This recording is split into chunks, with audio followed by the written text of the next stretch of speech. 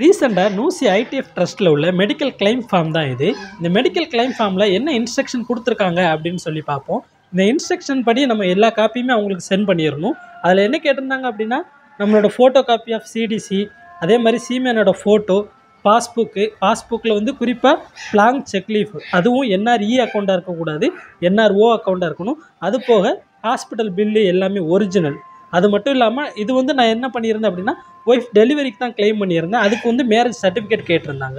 ஃபார்மில் என்ன டீட்டெயில் கேட்டிருக்காங்க அப்படின்னா, சீமனோட டீட்டெயில்ஸு, அதே மாதிரி பேஷண்ட்டோட டீட்டெயில்ஸ் பர்டிகுலர் அவங்க என்னது அப்படின்னு, வேறு சோர்ஸ்லேருந்து ஏதாச்சும் இன்கம் வாங்கியிருக்கீங்களா அது கேட்டுட்டு, அதுக்கப்புறம் நம்மளோட ஹாஸ்பிட்டல் டீட்டெயில் தான் செகண்ட் பேஜில் கேட்டிருந்தாங்க.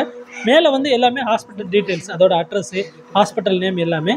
கீழே வந்து என்ன இருக்கும் அப்படின்னா, லாஸ்ட்டாக வந்து பேஷண்ட்டோட ஃபோட்டோ வச்சு டாக்டர்கிட்ட வந்து நம்ம சிக்னேச்சர் வாங்கணும். எந்த டாக்டர்கிட்ட நம்ம ட்ரீட்மெண்ட் பார்த்தோமோ அந்த டாக்டர்கிட்ட வந்து நம்ம சிக்னேச்சர் வாங்கணும். லாஸ்ட் பேஜில் வந்து எப்பயும் போல் வெறும் இன்ஸ்ட்ரக்ஷன் தான் இருந்துச்சு.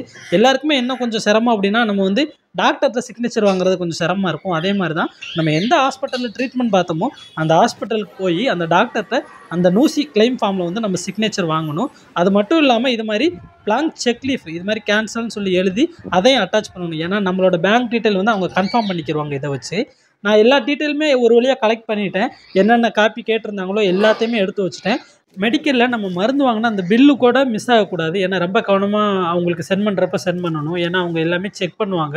நான் எல்லாத்தையுமே செக் பண்ணிட்டேன். எதுக்கும் இருந்தாலும் பரவாயில்லன்னு சொல்லிட்டு ஃபைனலாக ஒரு நேரம் செக் பண்ணிக்கிட்டேன். மெடிக்கலோட டிஸ்சார்ஜ் சம்மரி, அதுக்கப்புறம் சிடிசி, பாஸ்புக்கு, என்னோடய பேங்க் செக் லீஃபு, அதுக்கப்புறம் எப்பயும் போல் அந்த மெடிக்கலில் உள்ள பில்லு எல்லாமே டோட்டல் அமௌண்ட் கொடுத்துருந்தாங்க. அதுவும் ரிசிப்ட் வச்சுருந்தேன். ஃபைனலாக என்னோடய ஒய்ஃபு நானும் மேரேஜ் சர்டிஃபிகேட், அந்த மேரேஜ் சர்டிஃபிகேட்டு எல்லாத்தையும் எடுத்து முடிச்சதுக்கப்புறம் இந்த நூசி ஐடிஎஃப் ட்ரஸ்ட்னு இருக்கா, இது மேலே உள்ள அட்ரஸுக்கு நம்ம வந்து இந்தியன் போஸ்ட்டில் வந்து ஸ்பீட் போஸ்ட் அனுப்பிடலாம். நான் அந்த அட்ரஸுக்கு வந்து இந்த மாதிரி கவரில் பேக் பண்ணிவிட்டு ஸ்பீட் போஸ்ட் அனுப்பிட்டேன்.